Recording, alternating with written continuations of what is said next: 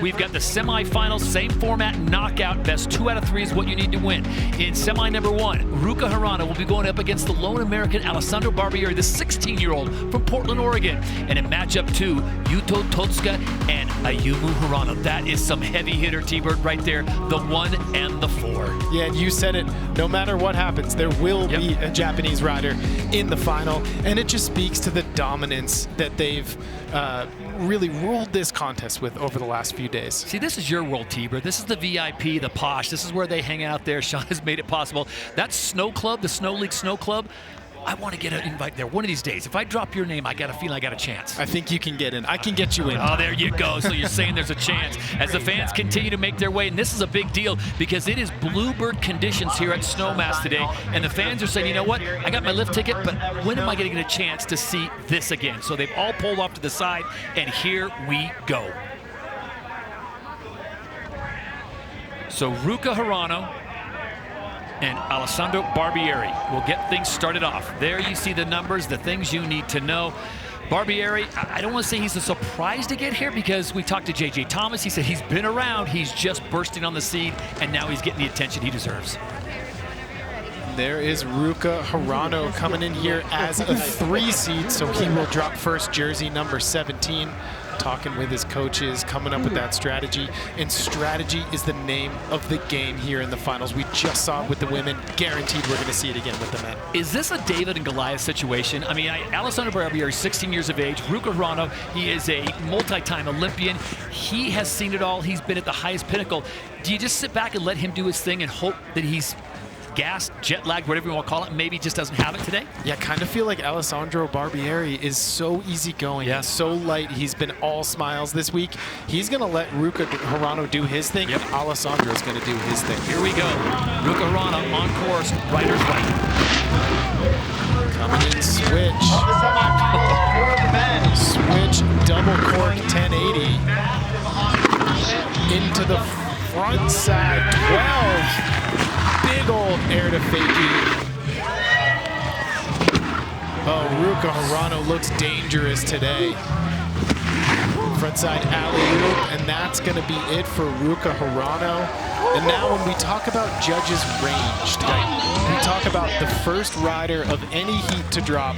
They set their score, and they base the rest of the scores off of that. But we did speak with our judging correspondent, Connor Manning, and he said a little bit of that is out the window. Once you hit semifinals and finals, because the level is so high, they're not afraid to put something in the 80s right off the bat. And the judges now have to clear the palate, maybe a little sorbet, because they, off that tight women's competition, half a point. Now you look at the men's competition, and what a start for Ruka Hirano. Yeah, cab, double cork 1080, grabbing truck driver. That is your toe edge and heel edge consecutively at the same time, and switch backside double cork 1080. Super, super technical maneuver. T-Bird, we're seeing a lot of the truck driver, and I know I like to bring that up a lot, but is that because it is a more technical grab, or does it provide more stability when they're in the air? I think they're so compact as it is. Instead of grabbing the back of their knee, which is kind of seen a little bit as like a gymnast move, right?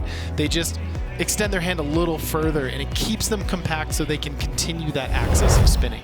They drove that big 18-wheeler right to the finish line, and this should be a very good score. We'll wait and see what Ruka Hirano gets. Now, he will sit and wait and watch the man that he is going head-to-head against at 16 years of age, Alessandro Barbieri of the USA, the only American to make it in to this phase, as he was able to get past Chase Blackwell by way of medical decision. Blackwell, remember, taking a hard fall.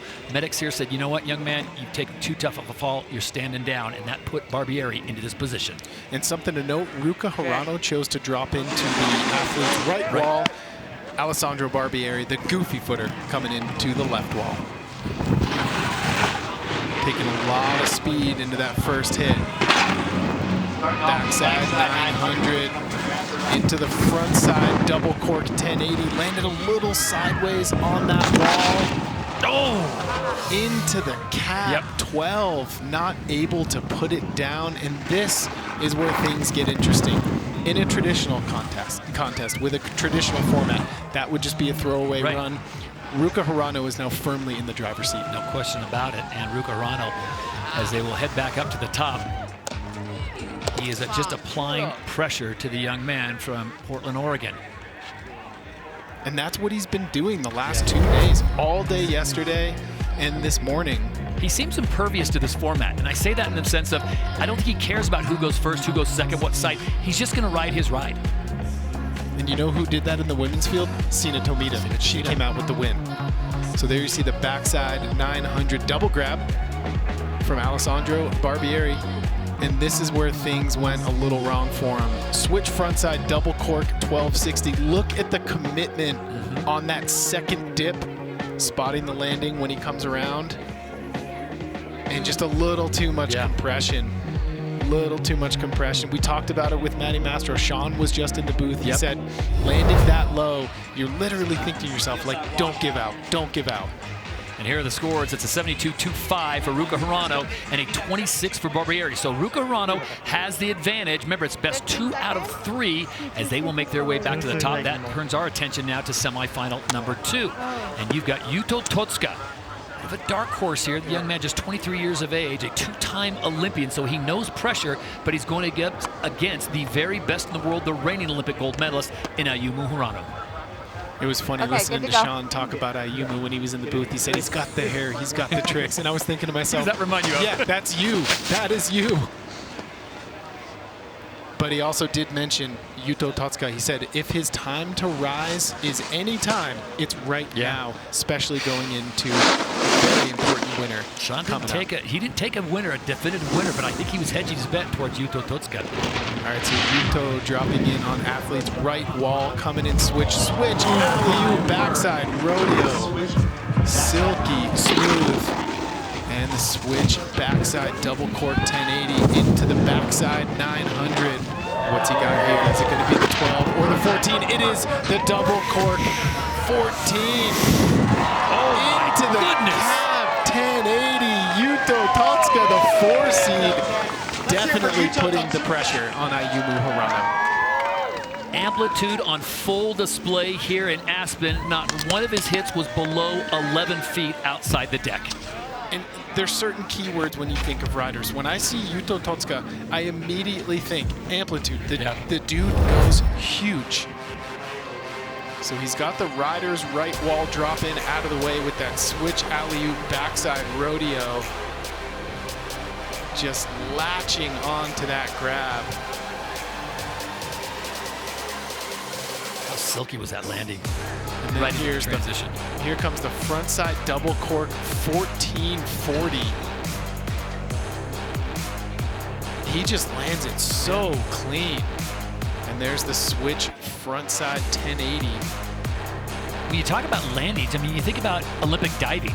There's little splash. There's hardly any snow being kicked up, and he rides right into the next wall. And that's exactly what the judges are deliberating, and they sure have their work cut out for them. We saw it in the women's final. We're going to see it again today in the men's. All green except the 900. I see a lot of greens and a lot of pluses right there. That is going to score very well. They really like that switch alley-oop backside rodeo. Well, the double cork 14 was at 11 feet 4 inches out of the pipe, and now we turn our attention to Ayumu Hirano. And the big question is, we'll see it. Did Yuto put enough pressure on Ayumu for him to bust out the triple cork? The first rider to ever land a triple cork in competition. Is he tipping his hand right now the way he's starting a bit lower? That's a very good question. Jersey number 99 dropping in. This is Ayumu Hirano, and we will see. There it is. 1, 2, 3. 1440 into the cab double 12. And the front side 12. Oh, yeah. He's feeling it right now. Ayumu Hirano came to play, and that is that gear. He's been sitting on it, and he finally shifted into it here in semifinals. Someone just hit the nitrous button. And Yuto's kind of like, yeah, I've seen it before. Seen it before, knew it was coming. We'll see where the scores come in, then we got to answer back. Oh, look at this. This right here is the crown jewel frontside triple cork 1440. We got our judging specialist Connor Manning in the booth. Connor, what are you seeing as the main difference between these two runs and what it's going to come down to? I think both riders just put down incredible runs.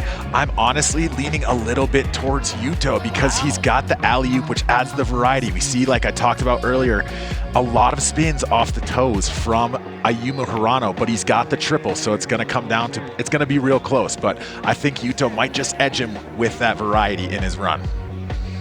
And that will be an absolute shocker to the world of snowboarding, because anytime someone throws out a triple cork, that's usually the chokehold. That's like you're tapping out after that. And to Connor's point, T-Bird, it may happen. I mean, that alley-oop was ridiculous. Yeah, absolutely. And variety is a really important category in these judging disciplines. That's a lot of green, too. And look at that, the lowest on the 900 at 12.5, so he was higher than Yuto, who went 11.4 on his lowest. So maybe give the variety to Yuto, but the amplitude to Ayumu. How about this? 94.5 to 92.2, and it's Yuto Totsuka. Connor Manning goes full Nostradamus and calls it 94.5 for Yuto Totsuka, and Ayumu Hirano, a 92.2. Usually that is a game, set, match winning score, but not today at Snow League. Unbelievable. 92.2 from Ayumu. And not good enough. And not good enough.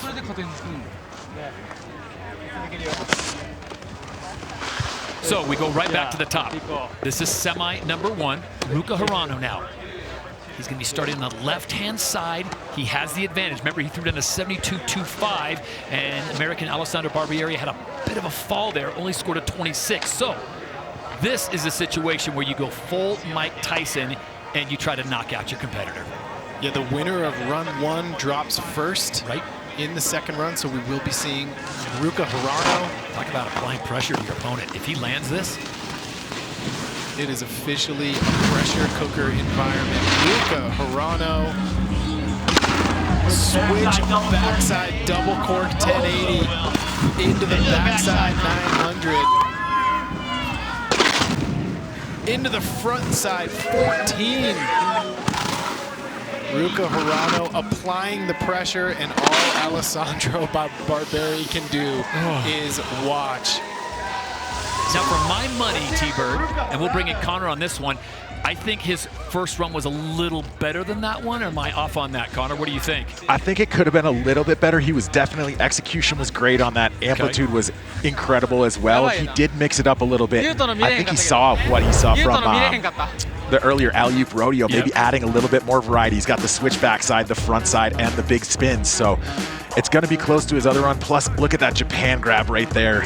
Just adding his own little style to it. So a great run there from Ruka. Yeah, that grab is completely opposite from the direction that he's spinning. It almost stalls him midair, which I think adds to that level of difficulty. There's the front side double cork, 1440, 12.5 feet out of that 24-foot half pipe. This alley-oop backside rodeo. And the judges, you know, we look at Yuto Totsuka, he did a similar trick in his first run. They rewarded him for it. So they are looking at simplicity mixed with amplitude. You can still post a run in the 90s. It takes a lifetime to learn a trick like that, and he's just 22 years of age. Ruka Hirano, speaking of age, the 16-year-old. The biggest run of his professional career, Alessandro Barbieri out of Portland, Oregon. Only American to make it this far at Snow League here in Aspen, and now he's got to come up with something big. And I'm thinking, T-Bird, if you just crunch the numbers, not a hard number, but I'm thinking he's got to have something in the 80s. He's got to have something in the 80s. I mean, Ruka Hirano's first run score 72.2. I think his second run's going to be somewhere in that. So just to make sure, you got to bring the heat. So he's setting up. Switch backside, double cork. Oh yeah, Alessandro Barbieri is pulling no punches. There's the front side 12, but he put his hands down into the alley-oop. Is it going to be enough? Yeah, he knows. He wants every single point, so he didn't just kind of pull ripcord on that wobble. He kept his run going, but is it going to be enough? You know, waiting on these scores till both runs are done, as a rider, I'm sure is stressful. As an announcer, it builds the pressure because you just don't know what's going to come out of the judges' booth. Boy, the first half of this run was on point. Yeah, let's see where it went wrong. Switch backside, double cork 12. I mean, the difficulty on a switch backside double cork, the judges will reward him for that. The amplitude is there, 11 plus feet. And then the frontside double cork 1260 just did not quite get the rotation all the way around. On any other contest, I would say, that's a contest mate, give it to him. But this is the Snow League, and we saw what it did for Matty Mastro with that just small butt check. It just threw him off his line. Right there, he had to counter-correct, carve right back into it, and the speed was sapped. Yeah, when you're in a semifinal or a final in a contest that's as prestigious as the Snow League, there's very little margin for error. So it is an 87.7, which proves to be the knockout punch for 22-year-old Ruka Hirano of Japan. He gets the job done. He is in to the final. The first man to claim his ticket in Snow League final as we sit it down to Naoko. All right, Ruka, moving on to the final. また、ファイナルが決まったのでおめでとうございます。今日のランについて。そうですね、今、一発目のスイッチバック10のジャパンにこだわってたんで、そこ綺麗に決めれてよかったですね、楽しかったです。He was particularly happy with his second run, and he's really glad that he's moving on to the finals. 頑張ってください。どうもありがとうございます。And Naoko, I got to ask you, are you sensing a bit of fatigue from these athletes? I mean, we're talking about a full day yesterday, and then today you're going to go almost possibly 12 runs. Are you sensing, especially from the Japanese rider, any fatigue? Because we talked about jet lag being an issue. Yes, I'm here. Yuta Tatsuga took that first run with a 94.5 over. Yeah, Naoko, I was just going to ask you, are you sensing any fatigue from these riders? I mean, it's been a long 2 days for them. To come correct on run 2. Say that again? Are you sensing any fatigue from these Sorry, riders? it's kind of hard to hear. I apologize. No problem. We'll get back to you after this. As Yuto Totsuka now gets set to go, the 23-year-old regular stance rider, he's going head-to-head with Ayumu Hirano. He won the first round, but I'll tell you what, both men into the 90s, and it was a 94.50 that gave him the advantage. Now, this is a situation, T-Bird, he can really apply the pressure, because if he can match even anything close to what he did on run number 1, Ayumu's going to have to pull out, I mean, the perfect run to get him. Yeah, and this is really dangerous for Ayumu Hirano. There is no weak side for Yuto Totsuka. And it's a position that Ayumu is normally not in. In a more traditional contest with the halfpipe contest with the rules, Ayumu has 1 or 2 runs, right? 1 or 2 gears, and he does them all day, every day, keeps doing them in the final, takes the win. But here, the strategy comes into play, and Yuto Totsuka can really apply pressure. Two-time Olympian now, set to drop in. He'll take a seat, look this one over just a little bit. 4 times X Games medalist, all in the halfpipe. He won the halfpipe competition back in 2021, just coming off a second-place performance in this very same pipe a few weeks ago at the X Games. So he knows it well, and now he just needs to put down one more stellar run and hope that Ayumu Hirano does not have the run of his lifetime, and he will be into the final. All right, so Yuto Totsuka dropping in, coming in switch. Switch backside 12. Backside 1260 into the cab, double cork 14. Oh yeah, he's applying pressure. He is definitely applying pressure. Frontside 12 into the back 9. What are we gonna see here? Oh yeah, frontside double cork 1080 for Yuto Totsuka. I mean, he's sitting on a 94.5. Where that's going to come in, we don't know. But if you're Ayumu Hirano right now, Todd, what is the answer to that run? And I want to ask Connor. Connor, do you think that run was in the same ballpark as the 94.50 that he threw down on run number 1? I honestly think that might be a little bit lower. He had less perfect hits on there and not as much variety in the run with the alley-oop rodeo, but everything was massive. He had a few edge changes in the bottom of the pipe, and when it gets to this level, those minute things are what those judges are looking for. But T-Bird, he did job number 1, and that is get a full pull. Yeah, absolutely. He kept it on his feet. It was technical. It was difficult. It had amplitude. He did everything he needed to do, and now it's up to the judges. Well, if you're following along at home with us, you already know it will be an all-Japanese final. That's because Ruka Hirano has already punched his ticket in the final, and we've got these 2 other Japanese riders here in semi number 2, so it will be an all-Japanese affair. Not a big surprise. Not a big surprise. We've been talking about it all day yesterday, all day today. We saw it in the women's field as well. The Japanese halfpipe riders are just so good right now. They're world-class athletes. It's their main goal. It's what they want to do. And we were talking to Shaun about it in the studio. He's created this. 2 decades of dominance have created this generation of Japanese halfpipe athletes. So it comes down to this. Ayumu Hirano needs a stellar run. And when I say stellar, I'm anticipating this has got to be upwards of 88, 89 points, probably in the 90s just to be certain. Does he go back to the triple cork? Time will tell. We will see as he drops in to the left wall, coming in switch. Ayumu Hirano has got to get it done here. Cap 1440 into the front side double 12. Oh yeah, Ayumu Hirano. Oh my goodness! He holds on!